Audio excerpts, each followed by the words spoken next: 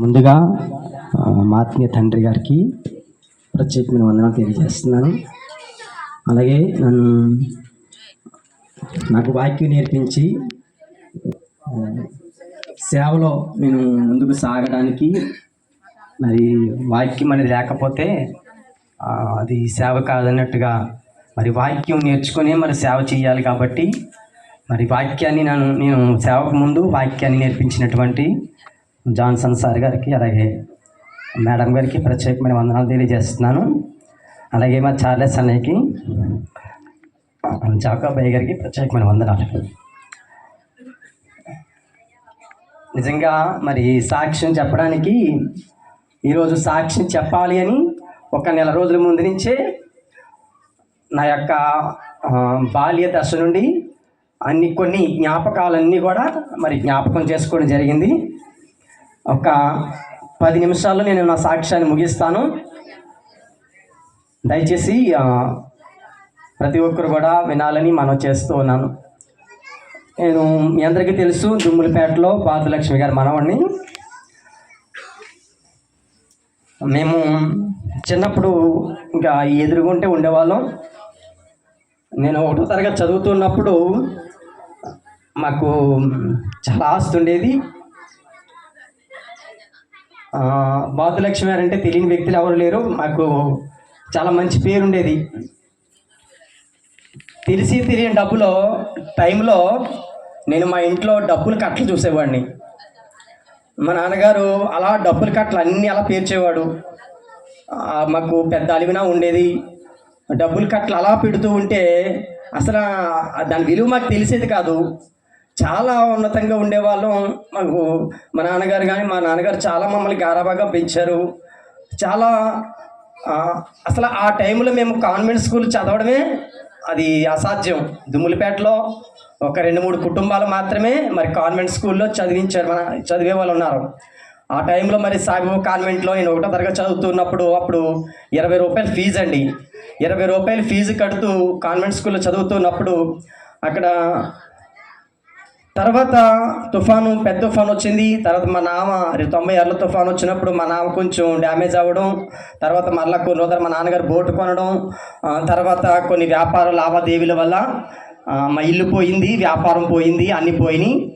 ఇక మేము ఏకాకిలా మిగిలిపోయాం. తర్వాత నేను చదువుకునేటువంటి టైంలో ఇక ఎలాగైనా చదువుకోవాలని యాక్చువల్లీ ఈరోజు మరి మల్లేశ్వరి మేడం గారిని పిలిచాను స్పెషల్గా. నేను 3వ తరగతి చదువుతున్నప్పుడు ఇక్కడ మన దుమ్ములపేటలో తుఫాన్ బిల్డింగ్ ఉండేది. అక్కడ అసలు నేను క్రైస్తవుని కాదు, కానీ అప్పుడు నా చేత ప్రార్థన చేయించేవారు. ప్రతిజ్ఞ కానీ ప్లెడ్జ్ కానీ చేయించేవారు. చాలా నేను అన్యజనునిగా ఉన్నప్పటికీ కూడా ఆ ప్రార్థనలో నన్ను ప్రార్థన చేయాలి అని చెప్పేవారు. పరలోక ముందున మా తండ్రి ప్రార్థన నేర్పించి అది నా చేత చెప్పించేవారు. చాలా వరకు నాకు అసలు తెలిసేది కాదు. కానీ అలా 3వ తరగతి చదువుతున్న తర్వాత నుంచి ఇంకా 4వ తరగతి 5వ తరగతి ఇంకా హాస్టల్లోనే చదువుకోవడం ప్రారంభించాను. తర్వాత మేము ఇల్లు కట్టుకోవడం, తర్వాత మా నాన్నగారు మళ్ళీ తేలిన బోటు చేయడం, ఇంట్లో మా అన్నయ్య మా నాన్నగారు నన్ను కొట్టడం, వేటకు వస్తావా రావా, నేనేమో వేటకు రాను అని ఇంట్లోంచి వెళ్ళిపోయి హాస్టల్లో జాయిన్ అయిపోవడం, ఎవరికి చేయకుండా. ఇలా నేను మొత్తం మీద హాస్టల్లోనే సగం వరకు 10th క్లాస్ వరకు నేను చదువుకున్నాను. ఇంకా చాలా విషయాలు నేను దాంట్లో చెప్పట్లేదు, కొన్ని జ్ఞాపకాలు మాత్రమే. అసలు విషయం ఏంటంటే, నేను 2009లో హాస్టల్లో ఉన్నప్పుడు నా స్నేహితుడు ప్రవీణ్ అనేటువంటి ఒక వ్యక్తి, మన ఊరు కాదండి, జీ రాగంపేట, వాడు చర్చికి వెళ్ళేవాడు. నేనంటే చాలా ఇష్టం వాడికి. వాడు అనేవాడు, ఒరే లక్ష్మీనారాయణ చర్చికి రారా బాబు అనేవాడు. ఒరే బాబు నేను రానురా బాబు అనేవాడిని. లేదు రారా చర్చికి రారా అంటే మొత్తం మీద వాడు పోరు భరించలేక ఒకసారి నేను చర్చికి వెళ్ళాను. చర్చికి వెళ్ళిన తర్వాత అప్పుడు నిజంగా మరి సామూర్తి నగర్లో సుధాకర్ గారు అని ఒక పాస్టర్ గారు ఉన్నారు. వారు ఈరోజు రావాలి, మరి రాలేదు. ఆయన ప్రసంగం వినగానే నా ఒళ్ళంతా పులకరించిపోయి, ఇక నేను ఈ లోకం కొరకు బ్రతకూడదు, అసలు ఇంత మంచి దేవుడు నేను వదిలేదు, నాకు ఎప్పుడు నేను తెలుసుకోలేకపోయినా, ఇంత లోకంలో ఉంటూ ఇప్పుడు సువార్త నేను వెళ్ళకపోయాను, చాలా బాధపడేవాడిని. అప్పటి నుంచి నేను సుధాకర్ గారి చర్చి దగ్గరికి కొన్ని రోజులు నేను వెళ్ళడం ప్రారంభించాను.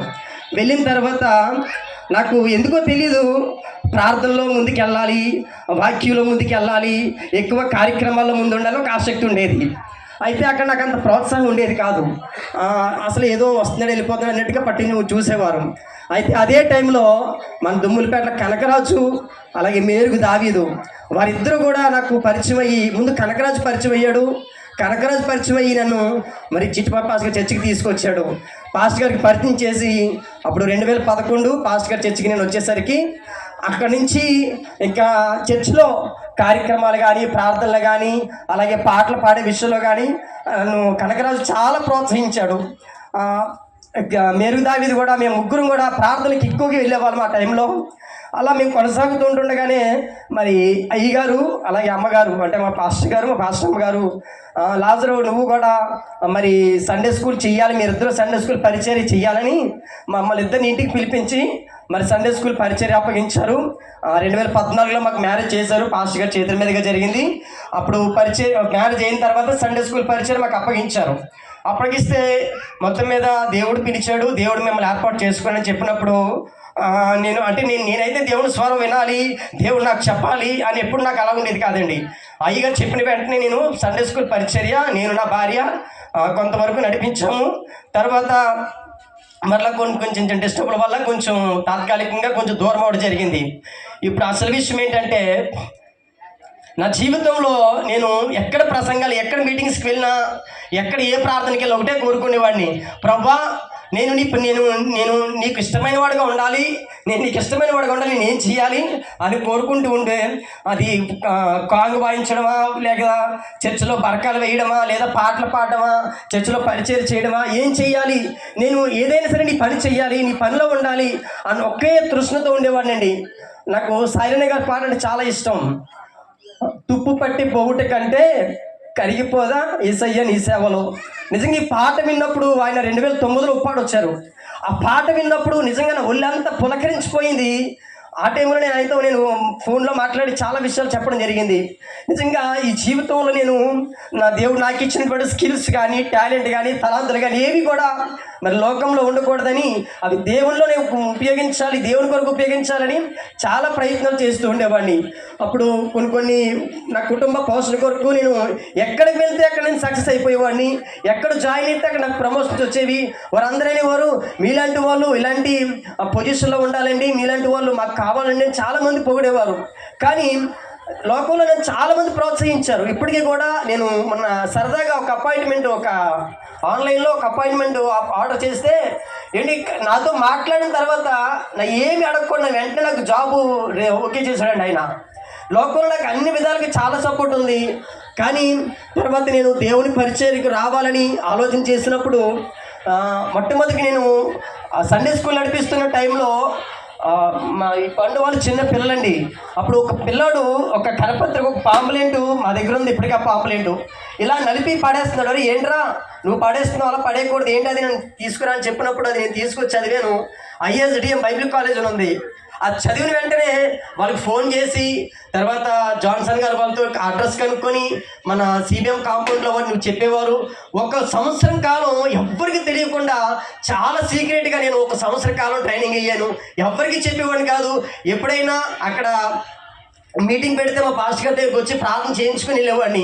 తర్వాత 2వ సంవత్సరం మన దుమ్ములపేట ప్రాంతంలో కొంతమందిని తీసుకువెళ్ళడం, తర్వాత నేను కూడా మరలా కంప్లీట్ చేసుకున్న తర్వాత మరలా వచ్చేయడం జరిగింది. అక్కడ నేను ISDM బైబిల్ కాలేజ్ ఉన్నప్పుడు నిజంగా వాక్యం అంటే ఏంటి, ప్రార్థన అంటే ఏంటి, జీవితం అంటే ఏంటి, అసలు క్రైస్తవుడు అంటే ఏంటి, ఇవన్నీ నేర్చుకున్నాను. నిజంగా తక్కువ టైంలో నాకు దేవుడు కొన్ని విషయాలు నేర్పించాడు. అవి నేను పట్టుకొని నిజంగా మరి ISDM బైబిల్ కాలేజీలో మా సార్ గారు ఎక్కడికి వెళ్ళమంటే అక్కడికి వెళ్ళడం, ఎక్కడికి వెళ్ళి వాక్యం చెప్పమంటే అక్కడికి వెళ్ళి వాక్యం చెప్పడం, వాళ్ళని ఎంతగానో ప్రోత్సహించారు, చాలా చక్కగా చూసుకునేవారు. ఆ కాలేజ్ అంతట్లో సార్ కూడా ఒక సందర్భంలో కూడా ఫాదర్ వెళ్ళిపోతే, లాజరు కాలేజ్ నువ్వు చూసుకోవాలి, సిస్టర్ గారు ఉంటారు, పిల్లలు ఉంటారు, తర్వాత నీవు నీ భార్య ఇక్కడికి వచ్చేయాలని చెప్పినప్పుడు ఏమి ఆలోచించకుండా, అప్పటికే నాకు చాలా అప్పులు ఉండేవి, ఏమి ఆలోచించకుండా పట్టించుకుంటే నేను నా భార్య పిల్లలు తీసుకొని అక్కడికి వెళ్ళిపోవడం జరిగింది. అంటే దేవుడి యొక్క ప్రణాళికను గురించి నేను చెప్తున్నాను. అప్పటికీ కూడా నేను అనుకోలేదు, నేను సేవ చేయాలనుకోలేదు. వాక్యం నేర్చుకోవాలనే ఉద్దేశంతో నేర్చుకున్నాను తప్ప నేను పాస్టర్ అవ్వాలి, సేవ చేయాలనే ఉద్దేశాలు అయితే లేవు. మొత్తం మీద అక్కడికి వెళ్ళిన తర్వాత మరి నేను మా ప్రాంతానికి తిరిగి వచ్చాను. తిరిగి వచ్చిన తర్వాత అప్పుడు అయ్యగారు ఒక సంఘాన్ని అప్పగిస్తానని చెప్పారు. వైజాగ్లో చెప్పిన తర్వాత అది కూడా మరి ఓకే అవ్వలేదు. అప్పుడు అయ్యగారే పాస్టర్ గారు అక్కడ కొన్ని చోట్లకి పంపించేవారు వాక్యాన్ని ప్రకటించడానికి.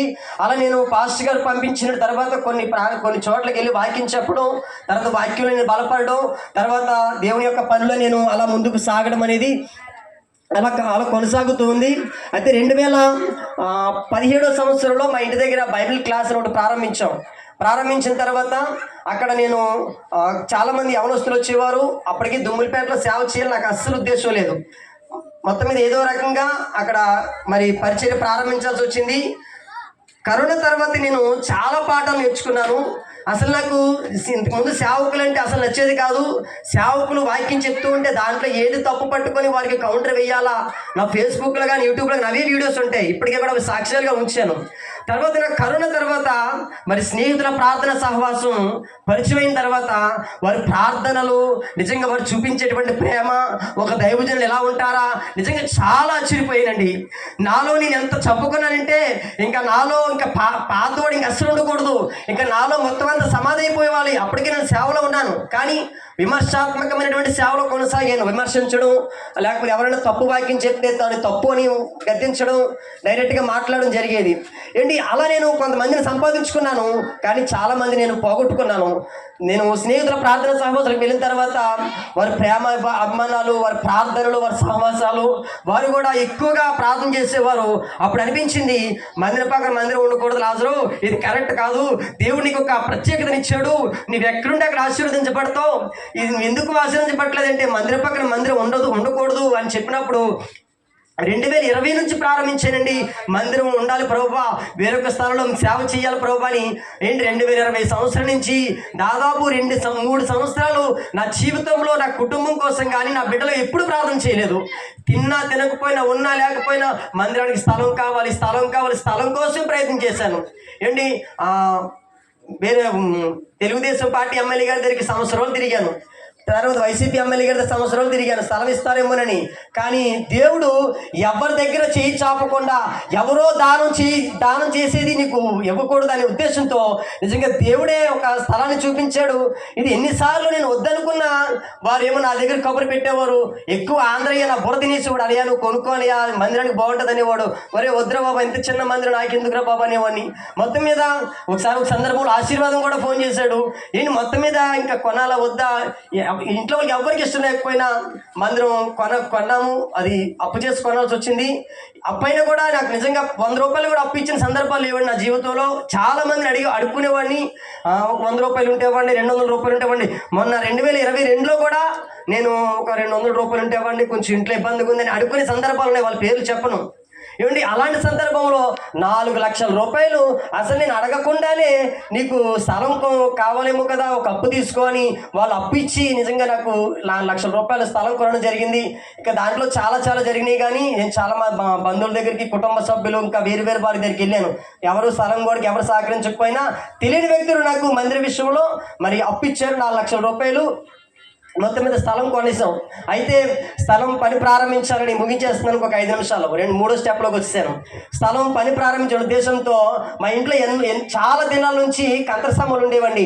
ఇవి ఎందుకు ఉపయోగపడట్లేదు, సంవత్సరం అవి తీయడం, తోవడం, మళ్ళీ అక్కడ పెట్టేయడం. దానివల్ల ఏ ప్రయోజనం లేదు. ఇది ఎందుకు ఏం ప్రయోజనం లేదు, దీనివల్ల ఏదో ప్రయోజనం ఉండాలి కదా అని దాన్ని నా భార్యకి చెప్పినప్పుడు, అలాగేనండి మీ ఇష్టం వచ్చినట్టుగా చేయండి, మీరు ఎలా చెప్తే అలాగని చెప్పినప్పుడు మా ఇంట్లో వాళ్ళు ఒప్పుకోలేదు. అలా అమ్ముకోకూడదు, అత్తోరు పెట్టింది అన్నారు.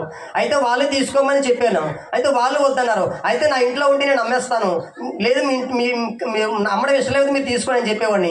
మొత్తం మీద మీ ఇష్టం చేసుకోని మా అత్తగారు అన్నప్పుడు అది మందిరం పని నిమిత్తమే నేను 13,000 రూపాయలకి అమ్మడం జరిగింది. వెంటనేనండి నాకు తెలియకుండానే ఒక వ్యక్తి 11,000 రూపాయలు హెల్ప్ చేశారు.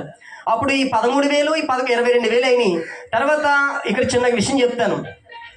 మందిరం పని ప్రారంభించడానికి నేను ఒక లిస్ట్ రాసుకున్నాను. నాకు తెలిసినటువంటి దైవ సేవకులు పెద్ద పెద్ద వాళ్ళు హైదరాబాద్ నుండి, అలాగే విజయవాడ, అలాగే వైజాగ్, తర్వాత తిరుపతి, ఇలా కొంతమంది సేవకులకు పరిచయం అయిన తర్వాత వాళ్ళందరి పేర్లు, అలాగే మన కాకినాడలో ఎంతోమంది దైవజనులు వాళ్ళ పేర్లు రాసుకుని నా నా దాంట్లో ఉంది, నా పీడిఎఫ్లో.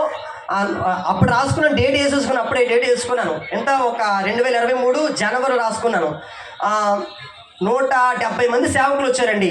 వీళ్ళు 170 మంది సేవకులను ఎంతో ప్రేమిస్తారు, నేనంటే చాలా ఇష్టం వీళ్ళకి, వీళ్ళు నాకు హెల్ప్ చేయకుండా ఉంటారని చెప్పినప్పుడు ఆ ప్రార్థన చేసుకుని ఒకరోజు ఉపవాసం ఉండి ఆ 175 మంది సేవకుల దగ్గరికి వెళ్ళడానికి ప్రారంభించాను. మొట్టమొదటిగా ఒక పాస్టర్ గారి దగ్గరికి వెళ్ళాను.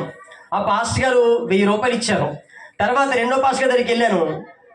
ఇది ఇలా కరెక్ట్ కాదమ్మా, చాలా తప్పు చేస్తున్నాం అన్నారు. మూడో పాస్టర్ గారి దగ్గరికి వెళ్ళాను. మా మందిరానికి 6 కోట్లు అయ్యింది, ఇంకో 1 కోటి కావాలి నాకు, నేనే 1 కోటి కోసం చూస్తున్నాను ఒక ఆయన అన్నారు. ఇంకొక పాస్టర్ గారు అన్నారు, ప్రార్థన చేసి దేవుడు ఇస్తాడు కదా, నువ్వు ఎందుకు ఇలాగా అడగడం కరెక్ట్ కాదన్నప్పుడు, నిజంగానండి ఒక ఆయన అయితే నా భార్య చాలా ఏడ్చేసింది అక్కడే. 10 రూపాయల నోట్లు 2,000 రూపాయలు దాంట్లో సరే తీసుకొని ఇలా ఇసిరాడండి. నిజంగా చాలా అక్కడే ఏడ్చో వద్దండి అందాం అనుకున్నాను. కానీ ప్రార్థన చేసైనా పంపిస్తారేమో కదా అని ఆశతో వెళ్ళాను. కానీ నిజంగా వారు కనీసం ప్రార్థన కూడా చేసేవారు కాదు. ఆ 5 సేవకులు కూడా ప్రార్థన చేయలేదు. ప్రేరణ మొత్తం మీద అప్పుడు దేవుడు నిజంగా నన్ను ఎంత బలపరిచాడంటే, ఇంకా ఎవరిని అడగకూడదు సుగుణ, వాళ్ళు మనల్ని ప్రేమిస్తున్నారు, అది చాలు కదా, మళ్ళీ మనం వాళ్ళ దగ్గరికి వెళ్ళి అడగడం ఎందుకని నిజంగా చాలా ఏడ్చామండి, చాలా బాధపడ్డాం. ఇంకెవరిని అడగకూడదు, వాళ్ళ ప్రేమ మనకు కావాలి తప్ప వాళ్ళ దగ్గర మనం ఏది ఆశించకూడదని ఇంక ఎవరిని అడగడం మానేసానండి. ఇప్పటికీ కూడా నాకు చాలామంది ఫోన్లు చేసి సేవకులు స్లాబ్ వేస్తున్నాడు, మాకు ఫోన్ చేయండి, నేను ఒక 20,000 పంపిస్తాను, 10,000 పంపిస్తానంటే వాళ్ళకి మళ్ళీ నేను ఫోన్ కూడా చేయలేదు ఏంటి. తర్వాత సిటీ ఫెలోషిప్లో మన జోసెఫ్ ఎన్ని గారు 23,000 రూపాయలు చిల్లరు అని ఆయన తీర్మానంలో సేవకుడికి సహాయం చేయాలి అనుకుని, అప్పుడు నాకు సహాయం చేయాలన్నప్పుడు మన జాకబ్ గారికి, లాజరస్ గారికి, చార్లెస్ గారికి ఆయన ఫోన్ చేశారట. అప్పుడు వాళ్ళు నా పేరు చెప్పారట. మొత్తం మీద ఆయన నాకు హెల్ప్ చేశారు. అప్పుడు వెంటనే ఐరన్ కొనడం జరిగింది. పని ప్రారంభించిన ఐరన్ కొని పక్కన పెట్టాం అలా ప్రార్థన చేస్తూనే ఉన్నాం ఎవరో తెలియని వ్యక్తుల ద్వారా నిజంగా ఇప్పటికీ వాళ్ళ ఫేస్ నేను చూడలేదండి. వాళ్ళ ముఖాలు నాకు తెలియవు, వాళ్ళ పేర్లు కూడా నాకు తెలియవు. అయ్యా ఇదిగో మాది ఈ నెలలో మా దశమ భాగం అని ఎవరో నాకు తెలియని వ్యక్తులు నాకు అమౌంట్ సహకరిస్తున్నారు. నిజంగా ఈ 4 లక్షల రూపాయల అప్పు, నేను స్థలం కొన్నాను. తర్వాత మా ఇంట్లో అమ్మినటువంటి 13,000 ఏమంటే అవి సంతర సామాన్లు, తర్వాత నా భార్య మంగళసూత్రాలు ఇవి కూడా తాకట్టు పెట్టాను. అలాగే మా పెద్దమ్మ గారు కూడా మంగళసూత్రాలు ఇచ్చారు, అవి కూడా తాకట్లో ఉన్నాయి.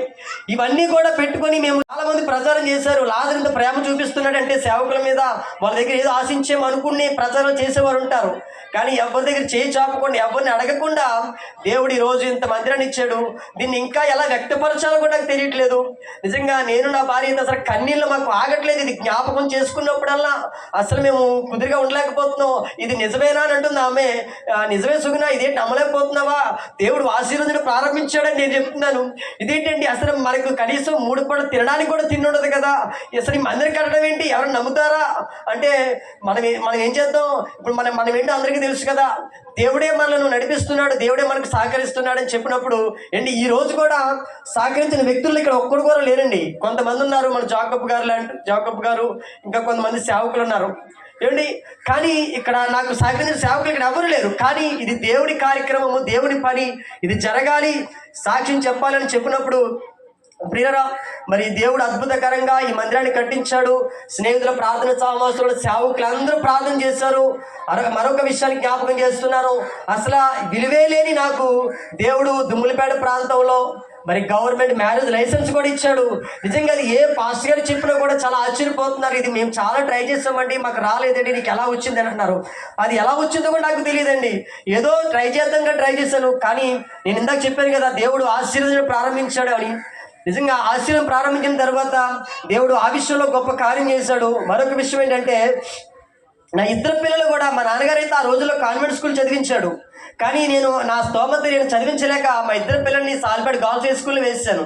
5th క్లాస్ వరకు మా పాప అక్కడ చదువుతాడు, 10th క్లాస్ వరకు పాప అక్కడ చదువుతాని. కానీ ఒక సంవత్సరం తర్వాత, ఒక సంవత్సరం కాకముందే మరి మా అన్నయ్యకి ఒక బ్రదర్ ఫోన్ చేసి ఇలాగా మీకు రిజర్వేషన్స్ ఉన్నాయి, అప్లై చేయండి అన్నప్పుడు ఆ రోజు నేను మీటింగ్కి వెళ్ళిపోతున్నానండి. కంగారుగా అప్లై చేశాను. అప్లై చేసిన తర్వాత ఆ రోజు నేను విజయవాడ మీటింగ్స్కి వెళ్తూ ఉంటే అప్లై చేశాను, ఓకే అయిపోయింది, ఓటీపీ చెప్పేశాను. తర్వాత నాకు అపాయింట్మెంట్ ఆర్డర్ ఇచ్చేశారు. అపాయింట్మెంట్ రేపు రమ్మన్నారు. నేను ఆ రోజు నేను విజయవాడ వెళ్ళాలి. నాకు దేవుడి పని ముఖ్యమా, ఇది ముఖ్యమా? సరే నేను 2 రోజుల తర్వాత వద్దామని చెబుతామని వెళ్ళాను. వాళ్ళు అన్నారు 4 గంటల వరకు మేము టైం ఇస్తున్నామండి, 4 గంటల తర్వాత మేము జాయిన్ చేసుకోమని చెప్పాం. నేను విజయవాడ రాత్రి 7 గంటలకు బయలుదేరాలి, అక్కడ మార్నింగ్ చేరాలి. కాబట్టి ఆ రోజు నేను 4 గంటల వరకు అక్కడికి వెళ్ళడం మంచిదైంది. అండ్ మా బాబుకి అక్షర స్కూల్లో సీట్ వచ్చింది. అక్షర స్కూల్లో సీట్ వచ్చిందని ఎవరికి చెప్పినా ఆశ్చర్యపోతున్నారు. నిజంగా ఆశ్చర్యమైనటువంటి కార్యాలు దేవుడు నా జీవితంలో చేశాడు. నిజంగా ఇవి మాటల్లో నేను వర్ణించలేను. కొంతమందికి ఏదో స్కూల్ అనుకోవచ్చు, కానీ అక్కడికి వెళ్ళిన తర్వాత అంటున్నారు 1,00,000 రూపాయలు కడితే కానీ జాయిన్ చేసుకోరు, ఒక ఎమ్మెల్యేగా రికమెండేషన్ ఉంటేనే కానీ జాయిన్ చేసుకోరు, ఒక 2 సంవత్సరాల ముందే మనం అపాయింట్మెంట్ తీసుకోవాలని చెప్పినప్పుడు ఏంటి ఇంత పెద్ద స్కూల్లో నా కొడుకు చదువుతున్నాడా, ఇంత గొప్ప స్కూల్లో నా కొడుకు చదువుతున్నాడా అని చాలా ఆశ్చర్యపోయాను. దేవుడు నా జీవితంలో ఇలాంటి గొప్ప కార్యాలు ఎన్నో చేస్తూనే ఉన్నాడు. అంత మాత్రమే కాదు, అసలు నేను ఇంతకుముందు ఫేస్బుక్లో వాట్సాప్లో ఎక్కువగా ఉండేవాడిని. 2 సంవత్సరాల నుంచి ఫేస్బుక్ వాట్సాప్కి చాలా దూరం అయిపోయాను. తర్వాత నేను ఎక్కడెక్కడికో వెళ్ళి వాక్యం చెప్పడం, ఎవరెవరు నేను వాక్యాన్ని పీలడం, నేను చాలా ఆశ్చర్యపోతున్నాను. వారు చెప్తున్నారు నిజంగా మీరు ప్రసంగాలు వింటుంటే మమ్మల్ని చాలా బలపరుస్తున్నాయండి అని. కొంతమంది ఫోన్ చేస్తుంటారు, కొంతమంది ఆ ప్రసంగం విని బలపడి వారు ఎక్కడో ఉండి వారు నాకు కాని పంపిస్తూ ఉంటారు. నిజంగా నేను అసలు ఇలా నడుస్తున్నది నేనేనా అనిపిస్తుంది. నా కుటుంబంలో ఒక దైవ సేవకులు కానీ, నా కుటుంబంలో ఒక క్రిస్టియన్ బ్యాక్గ్రౌండ్ కలిగినటువంటి కుటుంబం కూడా కాదు. ఏంటి మా తల్లిదండ్రులు ఇప్పటికీ కూడా మందిరానికి రారు. మా అమ్మగారు ఇందాక జాకబ్ గారు చెప్పినట్టుగా ఇప్పుడిప్పుడే వస్తున్నారు, ఇంకా పరిపూర్ణంగా వారు రారు. దయచేసి వారి కొరకు మీరు ప్రార్థన చేయండి. అలాగే కోటిపల్లిలో పరిచర్య ఉంది, మరి కోటిపల్లి పరిచర్య కొరకు ప్రార్థన చేయండి. అలాగే మా తల్లిదండ్రుల కొరకు, అలాగే మా అక్క బావుల కొరకు, అలాగే మా అన్నయ్య మరి మూలపేటలో సేవ ప్రారంభించాడు, ఆ పరిచర్య కొరకు ప్రార్థన చేయండి. అలాగే మందిరం కొరకు కూడా మీ యొక్క అనుదిన ప్రార్థనలో జ్ఞాపకం చేసుకోవాల్సిందిగా నేను మనవి చేస్తున్నాను. మరి నన్ను ప్రేమించి మరి ఇంతమంది వచ్చారు. నిజంగా మీరు నాపై చూపించినటువంటి ప్రేమకు నేను చాలా మీకు ప్రత్యేకమైన వందనాలు తెలియజేస్తున్నాను. అలాగే సేవకులు చాలా మంది వచ్చారు. మరి అందరినీ మరి వేదిక మీద పిలవడానికి అవకాశం లేదు. అలాగే మీకు కొన్ని కార్యక్రమాలు ఇవ్వలేకపోతున్నాం. దయచేసి వచ్చిన సేవకులందరికీ మరి ప్రత్యేకమైన వందనాలు తెలియజేస్తున్నాను. కొంతమంది దూర ప్రాంతం నుంచి వచ్చారు. అలాగే కోటిపల్లిలో పరిచయం చేస్తున్నటువంటి సత్యపాల్ గారు కూడా వచ్చారు, వారందరికీ కూడా వందనాలు. అలాగే ఉప్పాడలో మా బాబాయ్ గారు, మరొకసారి మీ అందరికీ వందనాలు తెలియజేస్తున్నాను.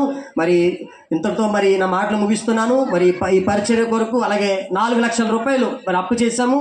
మరి అప్పు కొరకు ఇంకా ఆలోచించలేదండి. ఆలోచిస్తే నాకు ఆల్రెడీ ఇంకో విషయం చెప్పడం మర్చిపోయాను. నిన్న గురువారం నాడు నాకు విపరీతమైనటువంటి ఫీవర్ వచ్చిందండి. ఫీవర్ వచ్చేసి ఏం చేయాలో ఏంటి కార్యక్రమం ఒక్కొక్క రోజే ఉంది కదా అని ఫీవర్ అసలు నాకు నిలబడలేకపోతున్నాను. ఏంటి ఒక 4 రోజుల ముందే పాస్టర్ గారి దగ్గర డేట్ తీసుకున్నాను, చిట్టుపా పాస్టర్ గారి దగ్గర. అయ్యగారండి మరి చర్చ్ ఓపెనింగ్ పెట్టేద్దామండి, ఎలాగున్నా పర్లేదండి, క్రిస్మస్ ఓపెనింగ్ పెట్టేద్దామండి అన్నప్పుడు అయ్యగారు 23 డేట్ ఇచ్చారు. 23కి అవ్వదేమో అనుకున్నాను, అయినా అవ్వకపోయినా అక్కడ ఓపెనింగ్ పెడదాం అనుకున్నాను. కానీ దేవుడు అద్భుతకరంగా 23వ తారీఖుకి లోపే మరి ఇక్కడ పనులన్నీ జరిగించాడు.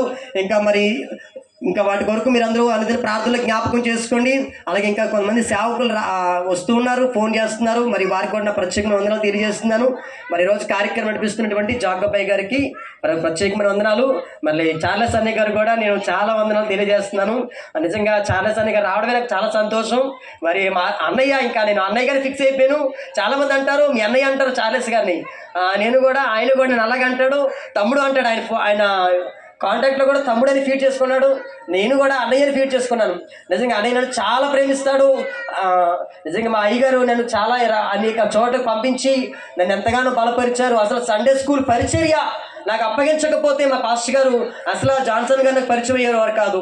అందుకే ఈ కార్యక్రమము మరి మా ఆత్మీయ తండ్రి గారి ద్వారా, జాన్సన్ గారి ద్వారా జరగాలని ఎప్పుడో అనుకున్నానండి. 2 సంవత్సరాల నుంచి అనుకుంటున్నాను, నేను ఒక మందిరం కట్టాలి, ఆ మందిరంలో జైమార్ ప్రసాద్ గారు రావాలి, జాన్సన్ గారు రావాలి. వారు వస్తారంటావా రారంటావా? కొంతమంది మనల్ని దూరం చేస్తున్నారు, చిట్టుబాబు గారికి దూరం చేస్తున్నారు, జాన్సన్ గారికి దూరం చేస్తున్నారు. ఎలాగైనా వాళ్ళు రావాలని 2 సంవత్సరాల నుంచి వారిద్దరి కొరకు కూడా నేను ప్రార్థన చేశాను. ఈరోజు నిజంగా మా అయ్యగారి చేతుల మీదుగా ఈ కార్యక్రమం జరగడం, అలాగే జాన్సన్ గారు మరి గుంటూరు ప్రాంతం నుంచి వారి కుటుంబంతో రావడం, మేడం గారు రావడం, వారికి నేను ప్రత్యేకమైన వందనాలు తెలియజేస్తున్నాను. మరొకసారి స్నేహితుల ప్రార్థన సహవాస బృందానికి నా ప్రత్యేకమైన వందనాలు. Thank you.